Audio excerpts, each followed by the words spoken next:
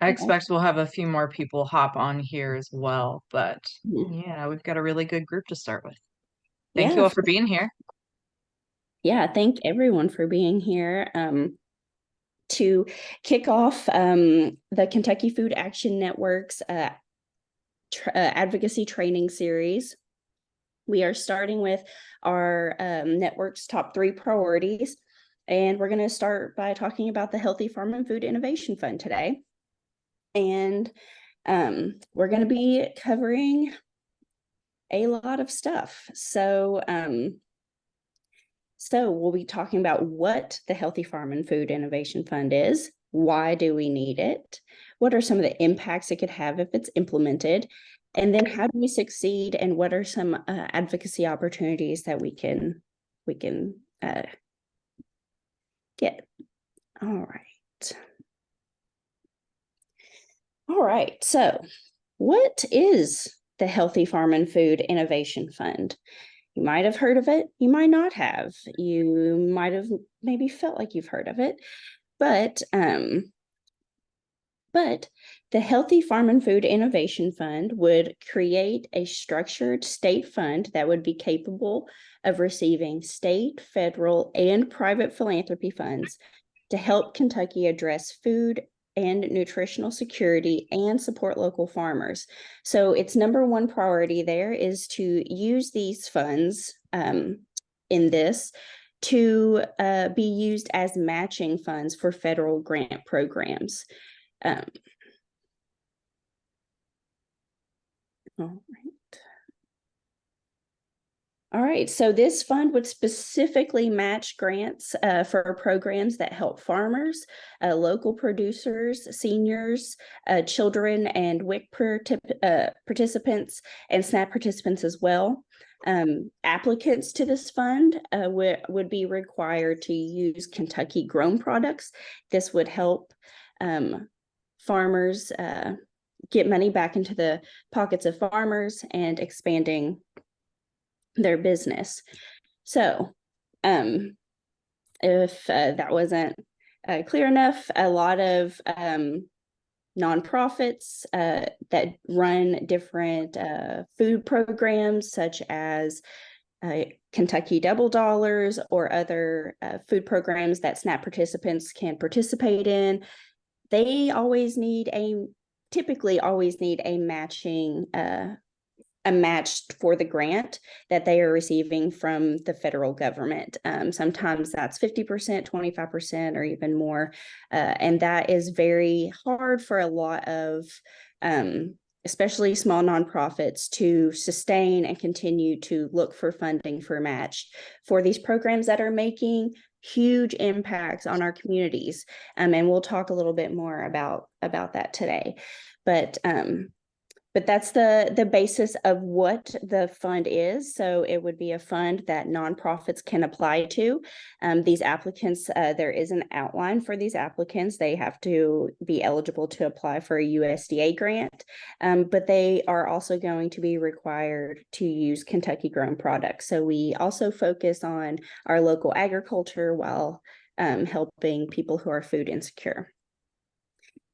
And so, what is the history of this fund? So actually, this policy idea originated from the members and staff of Community Farm Alliance, who I'm also with today, not just KFAN. Many years ago, those who are not familiar with CFA, it is a statewide grassroots membership organization that tries to bring a voice to different policy issues that affect our farmers and local food consumers. And we bring those issues to state and national policymakers. And since its inception, CFA has worked closely with many different organizations like Kentucky Equal Justice Center, who is also a partner of KFAN, as well as KFAN, of course, but also farmers and program administrators. And another little bit of history about the Healthy Farm and Food Innovation Fund is it's actually already been introduced before into the Kentucky General Assembly. It was introduced in the 2023 General Assembly as House Bill 384. We passed with unanimous votes out of the Ag Committee. From there, it got 2 readings on the House floor.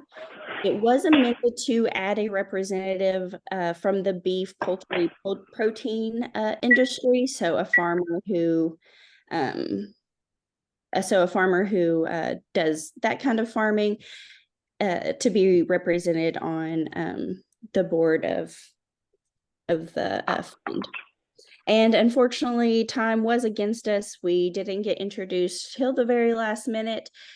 So the session came to an end before it was able to get voted on. But it was a big step forward, and the momentum has not stopped. So, all right. And let's see, I can't see the chat. So maybe if you have Keeping questions. an eye on it.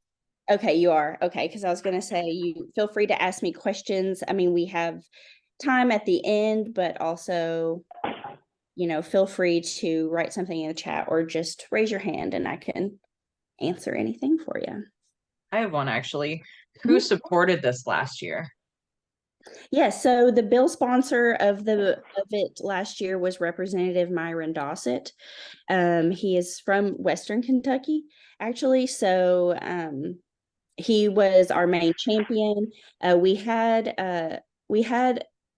two or three, I believe, co-sponsors. 2 of them were Democrats. Sherilyn Stevenson and Representative Chad All were also co-sponsors on the bill. And like I said, we did get unanimous yes votes out of the Ag Committee. So all the legislators on that committee were in support. Let's see here. Now that we know a little bit about the history, where it originated, what it's about, why do we even need this? Why do we even need the Healthy Farm and Food Innovation Fund? Well, to start off, Kentucky is very, very, very food insecure. I mean, it's bad. We have a lot of hungry people here in our state, more than 500,000, and about 162,000 of them are children. And that makes it about 22% of Kentucky's children being food insecure.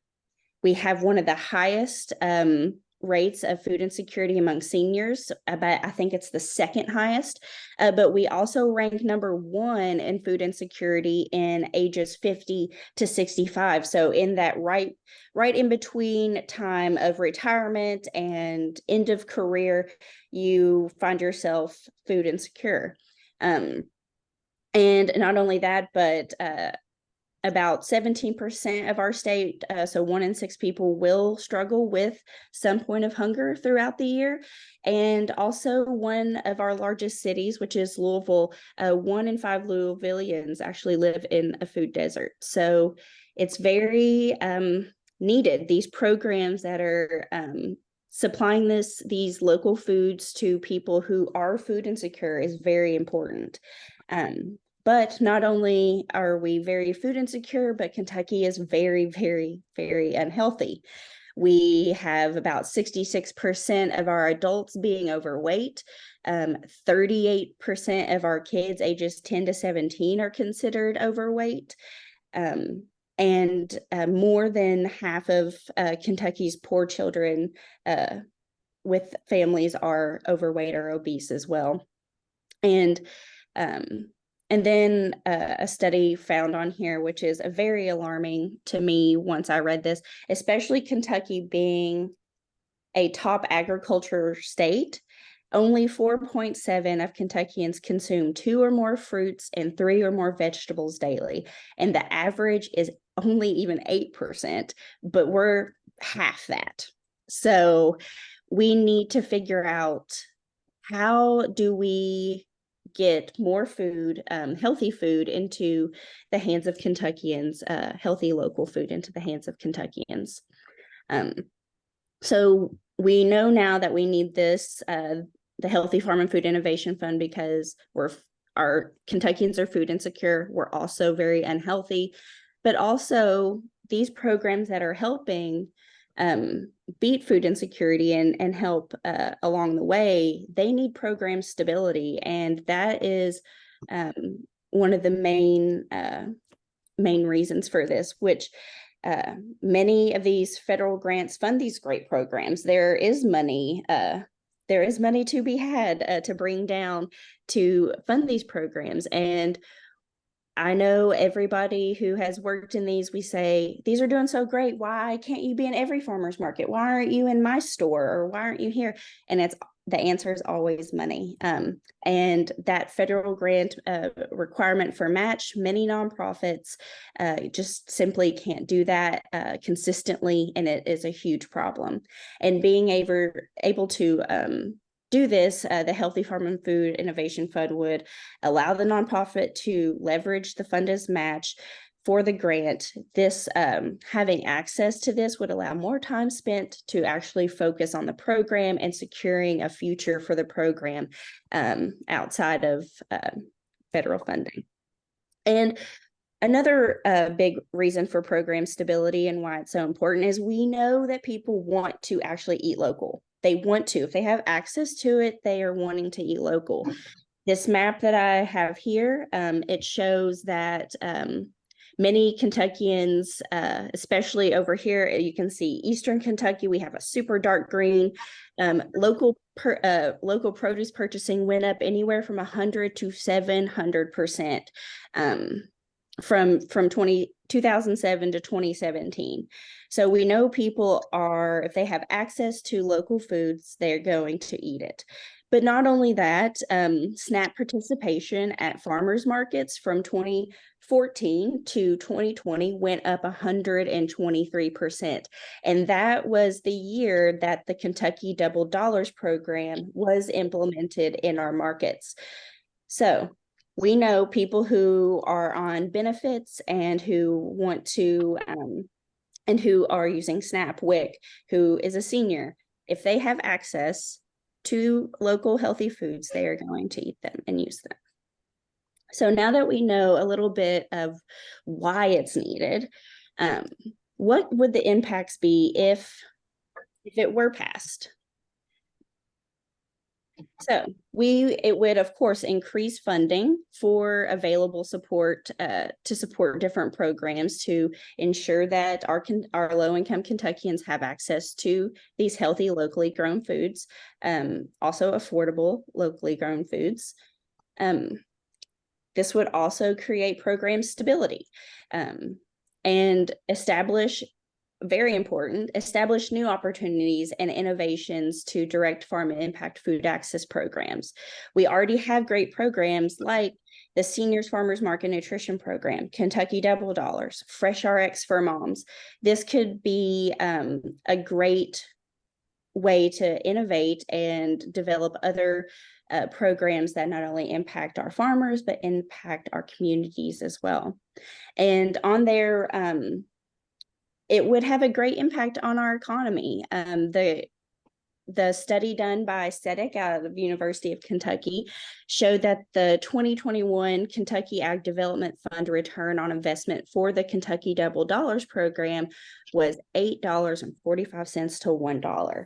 So that is money going back into our local economies, stimulating our local economies, putting money back into the pockets of farmers, but also introducing kids and families to new produce and new foods, improving health and lowering healthcare costs, and all around making an impact on our community as a whole. Like I said, farmers growing their business. I had a farmer who was who decided to participate in the Double Dollars program a couple of years ago, and the Kentucky Double Dollars program, if you're not familiar, it is if you're on SNAP, WIC, or senior, you're able to double your money up to a certain amount at your local farmers market. So it's a 1-for-1 match. You spend $12, you get $12 to spend at your favorite vendor with your favorite farmer. And this has been a great success. And this farmer decided to sell his stuff at the local IGA because we are in certain retail markets as well. He walked away that year, he said, with $30,000 in his pocket and had to hire new people to come help him grow for the next season. So not only is it, stimulating our economy, it's making jobs, growing businesses for farmers, increasing their sales, but also helping families, like I said, not only increasing the accessibility to foods, but increasing their knowledge of food and what is grown locally, what different fruits and vegetables are available to them, and how to eat with the seasons, and improve their dietary health, of course, with Kentucky's poor numbers on that. And of course, the economy, it would really help our economy by bringing more federal dollars flowing into the state, which would raise the percentage of families' groceries budgets to be able to be spent on Kentucky grown foods. Of course, returning the money back to the farmers and keeping those dollars local. And there is economists also estimate that for every $1 a household redeems through SNAP generates about $1.70 in economic activity. So we know that the impact, if it were implemented, would be great on our communities. And I just have a quote here by one of a great organizer, a community leader, farmer, Michelle Howe.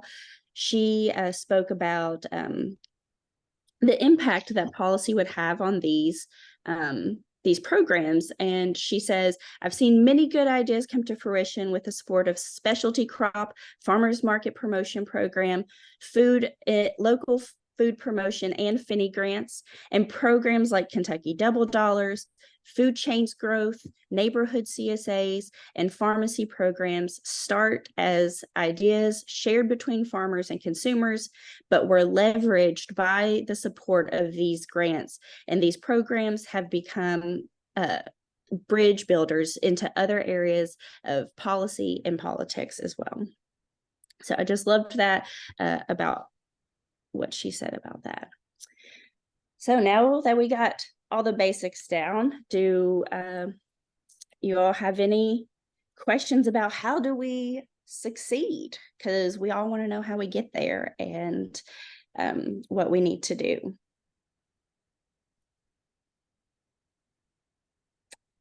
Well, all right. So how do we? Yeah. Do we expect the same legislators to propose this again this year? Yes. So the champion, Representative Myron Dossett in the House, is currently introducing it. The bill is currently being drafted in the LRC. So we haven't gotten the rough draft back. It should not be different, we don't think, from last year's bill, except for the addition of the protein farmer. Besides that, it should be the same. And we should have the same supporters, of course. Kimmie, this is Molly Mendoza from the Foundation for Healthy Kentucky. Did the last year's bill have a dollar amount, and wouldn't that be included in this one? Oh, yes, sorry. It was more of the board last year. Yes, so yes, you're correct, and my apologies. So last year was not a budget year, so we weren't necessarily focused on getting a dollar amount. We really focused on just setting up the fund, setting up the board for the fund, and just getting it established. And that way, when budget session does come, we can just allocate money to an already existing fund. Unfortunately, like I said, time got away. We did not get past last year in time. So this year we are adding a dollar amount. We're still in talks with the chair of A&R, Appropriations and Revenue, as well as some of the leadership on exactly what, how much money do we need. And some of that is based on how many SNAP participants we have in Kentucky. So kind of like, I think the thing was, we have about 500 plus thousand currently using SNAP, and we want and it would be around that same amount, about an apple a day, I think is what they said, has been said before, is like, it would be enough. So it'd be around 500,000 as well. And is this going to be, are we thinking a budget line item, or how would, or is it just an open fund others can contribute to? Do you know? Yes, it's currently not a budget line item. It's its own thing. Well, yes, it's its own entity bill. It's not going to be added to, even though the money would be coming from general funds, it's not a part of the House bill budget, if that makes sense. Yeah. Martin says the goal would be $1 per SNAP participant. Yes.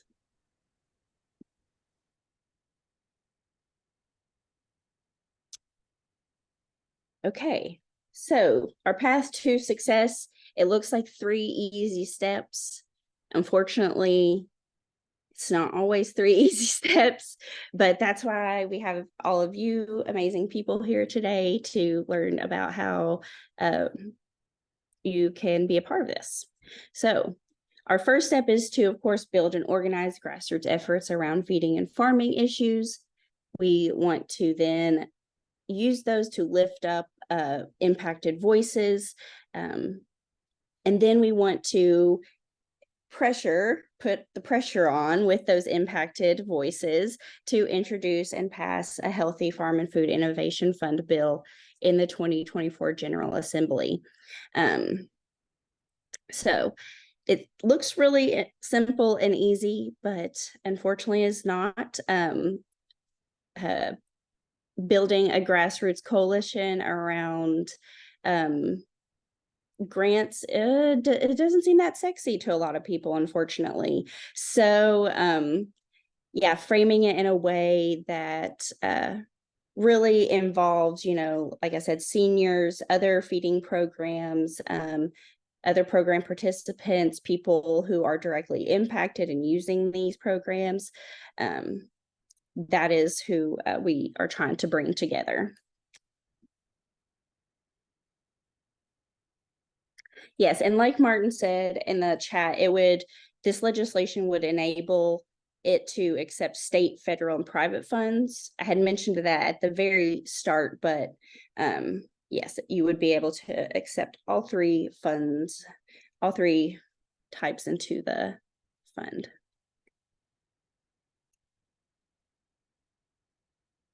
All right.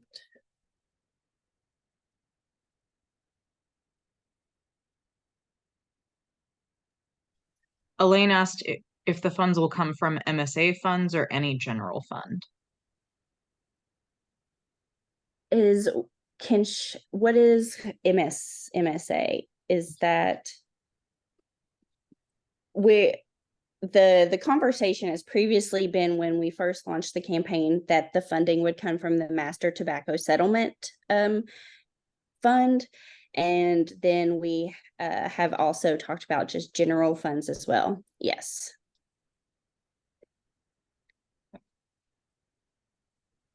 And that is still a conversation that is being had with leadership on where is the best place to take the money from. Would it be, we feel like it's Master Tobacco Settlement, but just deciding on which path of least resistance, where are they willing to give a little bit, because we know that Kentucky is currently in a surplus that we've never seen before. So literally I don't even think a state has had a rainy day fund like Kentucky has right now. So we know there's current general funds for this.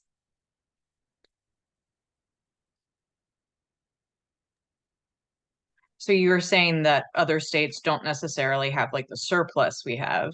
Have other states had a fund like this, like HFFIF? So there are other states like Maine who have done something similar. A lot of states will implement state funding to go just straight to their like double up bucks programs. So instead of instead of funding a whole different variety of programs like HFFIF would, a lot of states have just gotten money for specific programs, if that makes sense. And when we were looking at this, there's 14 other states that have done something similar, but a lot of them do not do the broad outreach that we are hopeful for this fund to do. Like I said, a lot of them are just very program specific. This amount of money goes to the Double Up Bucks program or the senior program or what it might be. But we're hoping this fund would allow money to support multiple different feeding programs, not just one.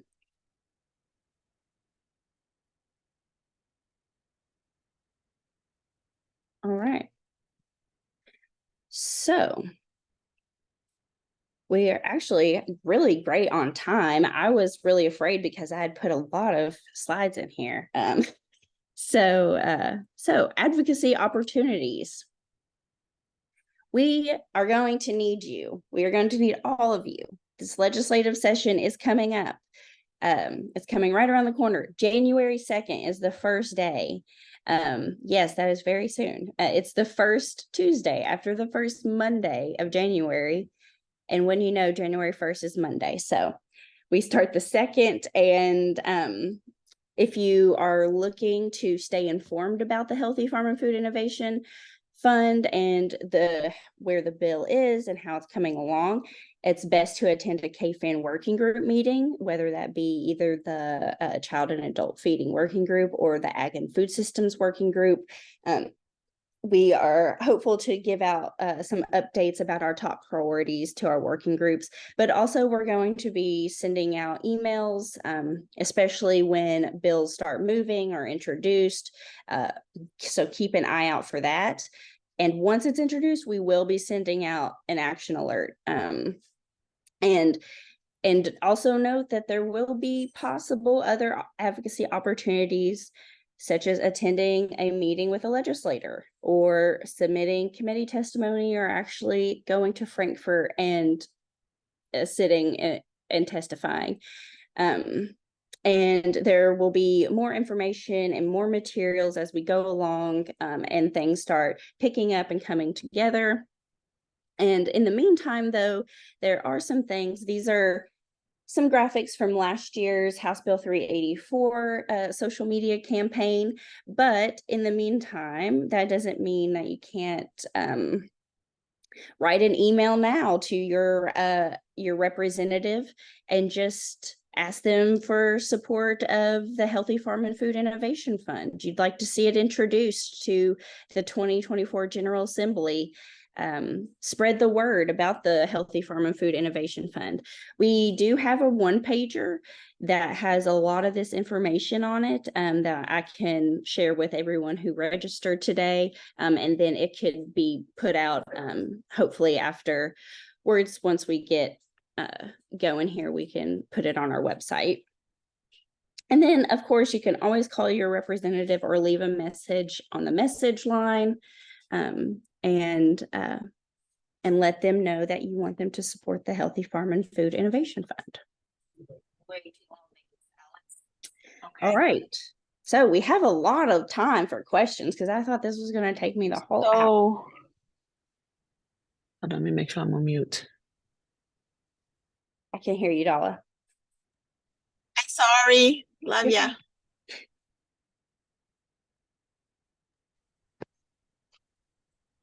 So have most federal grants always required a match, or did that change over time?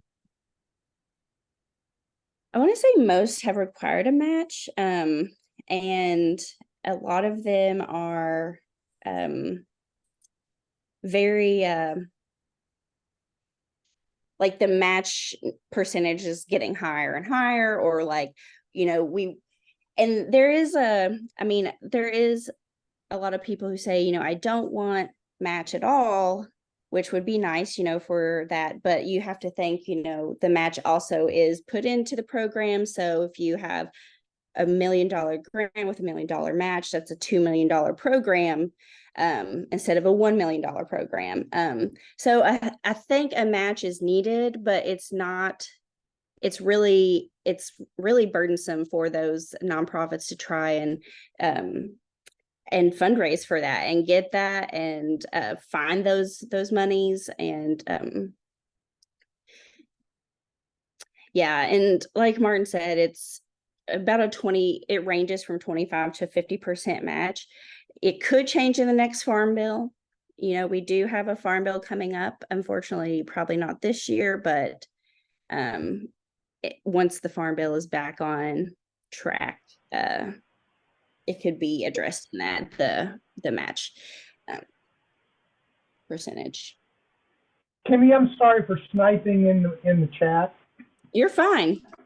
You're touching points that I'm forgetting. Is there any other questions? Hi, Kimmie. My name's Tara. I wrote it in the chat.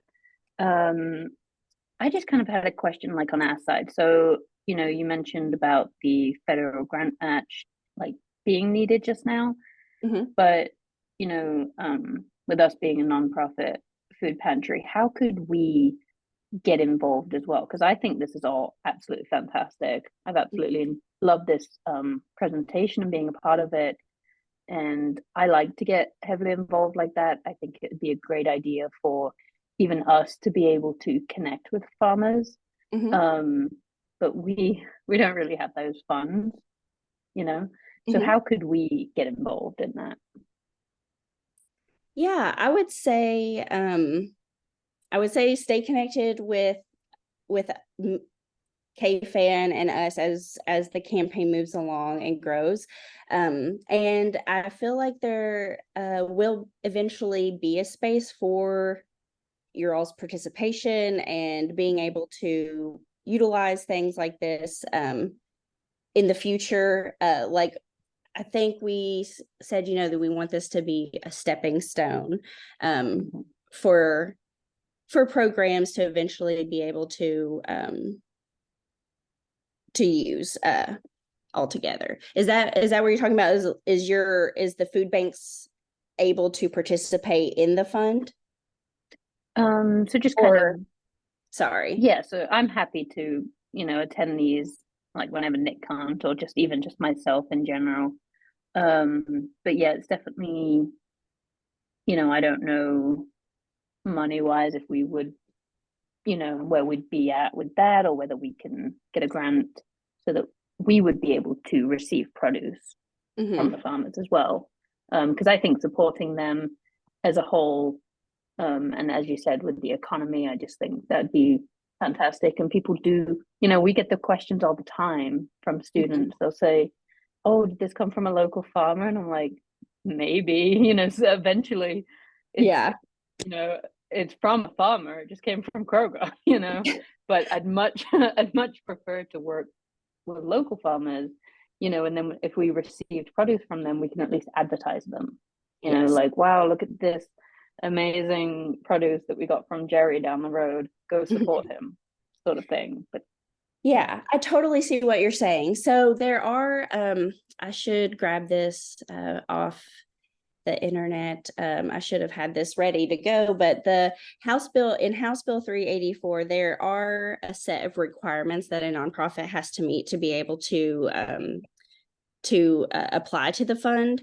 So like one of those is kind of having an established program already, or being able to apply to a USDA grant. I would say if you're interested in participating in the fund, then like moving towards those steps to make sure you're able to. If who your organization is like, I really love the idea of helping farmers and getting that, and you all have a great idea, and there is a federal grant that like wants to do this, then then you all could look at it and your all's ability to do that and then apply to the fund. Okay, thanks. Yeah, I think it would be really great. Yeah. Yeah, And and even especially, oh, go sorry, ahead. go ahead, Kimmie. Go ahead. Well, especially if you all would qualify for some participation in this, I think you all could also provide a lot of leverage to the push to get it passed. Mhm. You have a lot of student outreach there. And as you were saying, like those connections to local farmers, I know I grew up near NKU, and a lot of folks don't necessarily live on campus, but live in town and end up staying in that area for a long time. So those could be really long-standing relationships. Mhm. Yeah, and a lot of our international students as well love vegetables, so they could even be people, I don't know, I'm just making it up here, but like even people who would speak up for Kentucky as well, like, and we'll have students that come in and we'll have a piece of vegetable, and people are like, well, what's this? And we're like, I don't know. And then there's the international student who does know, and then Yeah. they'll just share recipes right there and then. So even there's that, just showing people that even with a few vegetables, you could make a meal. So I Yeah. think that could even be beneficial, connecting there. Hmm. Definitely. Yeah, like there's so much knowledge behind food prep, and we don't always have what we need, especially with a new ingredient. So that's really great. Yeah. Awesome. So I was just going to show you all just really quickly, since we do have time, how to find a bill on the LRC website. And we can find the House Bill 384 on there. So you go to the legislature.ky.gov. It'll take you to this beautiful website where you see Senate President Robert Stivers's face. And then we can go up here to bills. And we were in the 2023 regular session. And then here it breaks it all down. You can see bills from the Senate, from the House, and then you can break it down from there. You can read bills that have only had 2 readings, or bills that just got out of committees, or, all different variations. But if you just want to see them all, you can just click on House bills. And you can see every year there are anywhere from like 500 or plus or so pieces of legislation introduced. So there's a lot. And there's 384. And it was introduced. We had our sponsors, Meyer and Dossett, and our co-sponsors, our 3 co-sponsors, Democratic sponsors, who had signed on as well. All right, and so this is the bill. And I was just going, so if you all want to take a look at it, I can put it into the chat here and you all can take a look.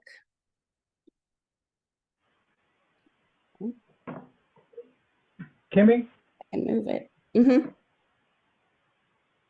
show folks, go back to that page and go to the Bill and Amendment Index, and that gives all the listings. Oh, okay, yes. So if you're interested in food or whatever, alcoholic beverages, all that kind of stuff, right? You can find it that way. Yes. And these are also like keywords that you can use to search things through the LRC if you're looking for other pieces of legislation. And then, so this is the bill page. So if you're ever looking at a piece of legislation and you're curious, it can show the very last thing that happened to it. So the very last thing that happened to House Bill 384 is it got its readings on the House floor, but then it was recommitted to a committee, to Appropriations and Revenue.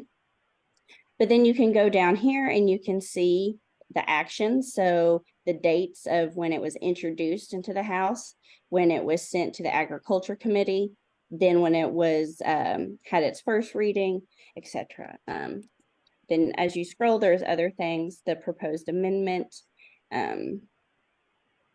part as well. So you can go through and read all of that. And if I can figure out how to.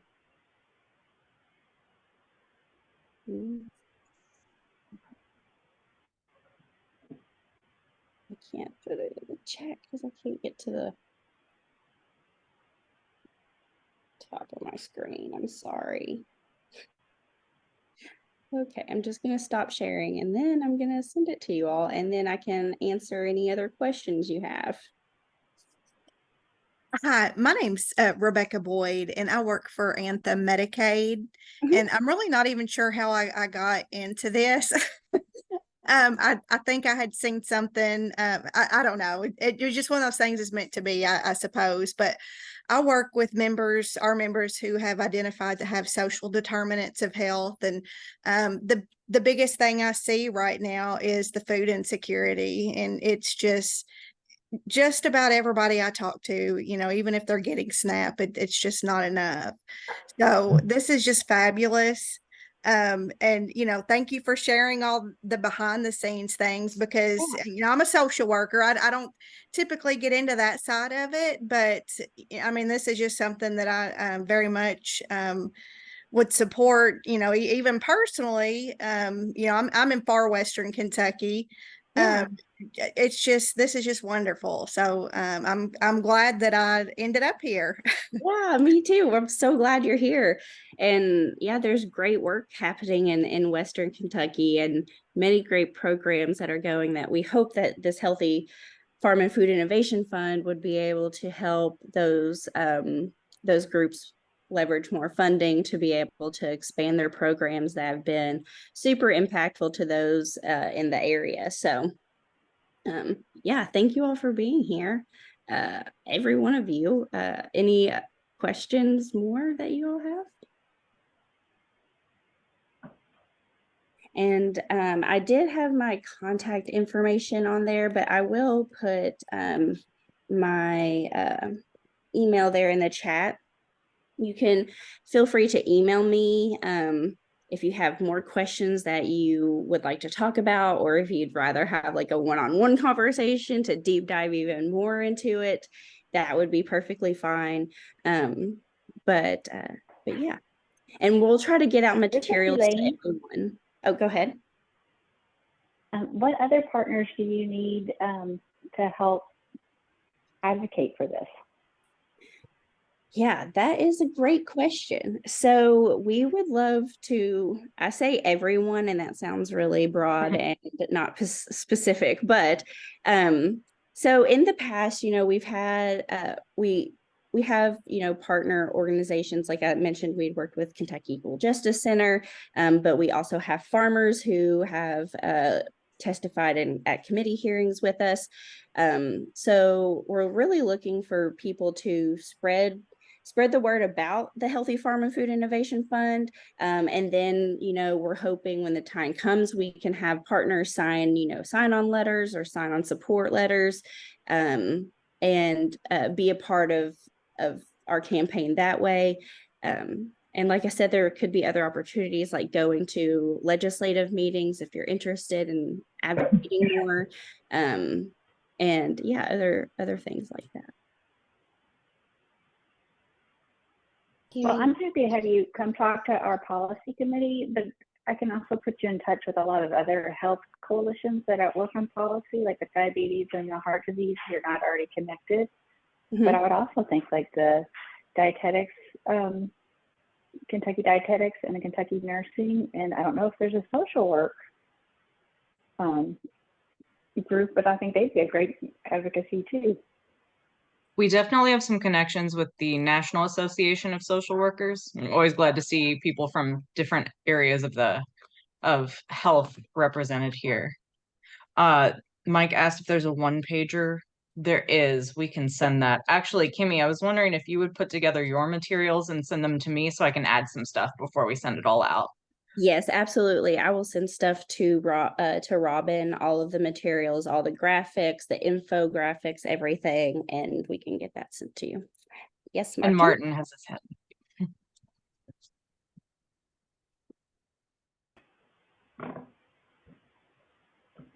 Are you there, Martin? Yeah. Oh, I'm sorry. Hey, Elaine, great question. I mean, I think as Kimmie said earlier, I think this is just a beginning, right? And just a stepping stone,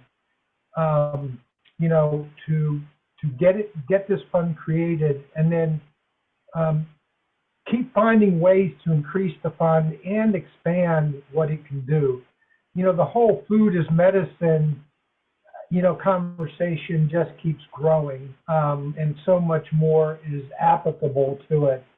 And, you know, I don't think we even know the possibilities yet, but having this fund in place, I think gives a vehicle to fund a lot of these efforts.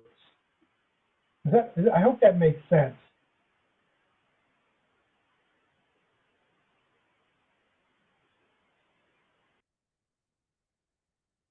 I think you're right that food is medicine is really big, but the health coalitions don't really know much about some of the things that you're doing, and definitely the advocacy people. So I think they'd be a great partner to learn more about this.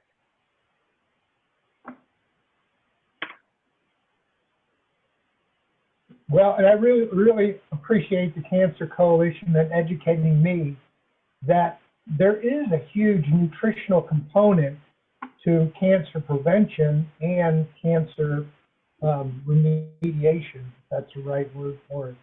I never put those two and two together, but like, yes, right? It makes so much sense that our health is associated with what we put into our bodies.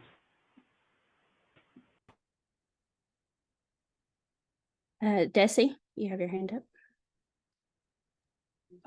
Yeah, so I seen you said like the goal is to have at least what is it, $1 from every SNAP participant.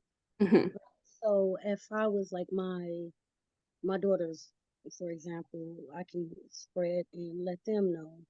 But Mm-hmm. how do they look for, is it like a symbol or something that they're supposed to look for like to know if they're spending somewhere where the double dollars count? Yeah. Yeah. Actually, I will put in the chat. So those of you who are not familiar, there is a program in Kentucky. I will put both of the ones that CFA runs. So Kentucky Double Dollars, we are available currently. I want to say, I'm not 100% sure.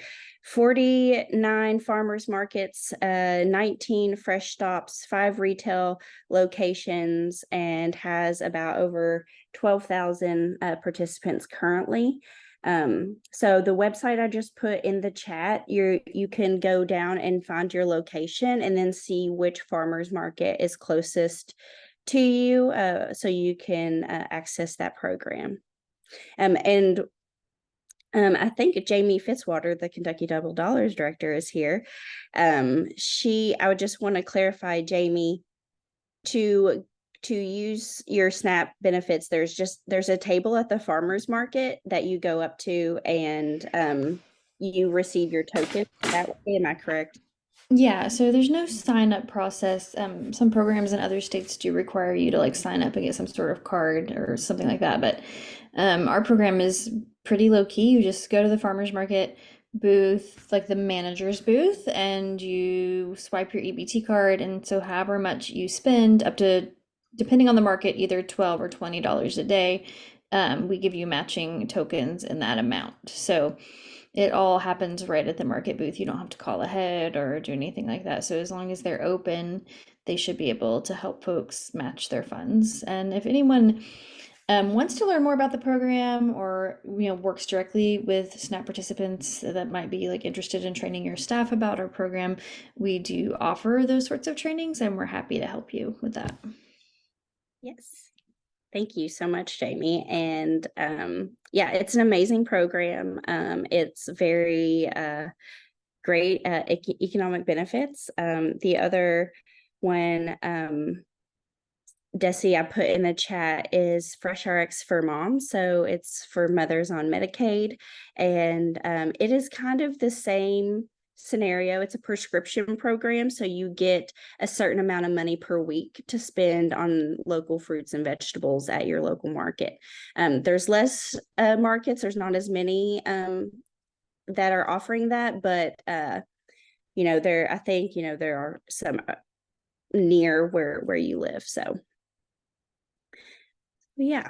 And we are hoping, this fund would be able to help stabilize programs like this, grow programs like these, and start new ones and better ones maybe. So yeah, we have about 5 minutes left. So does anybody have anything else they'd like to ask or have questions about or want to inquire about?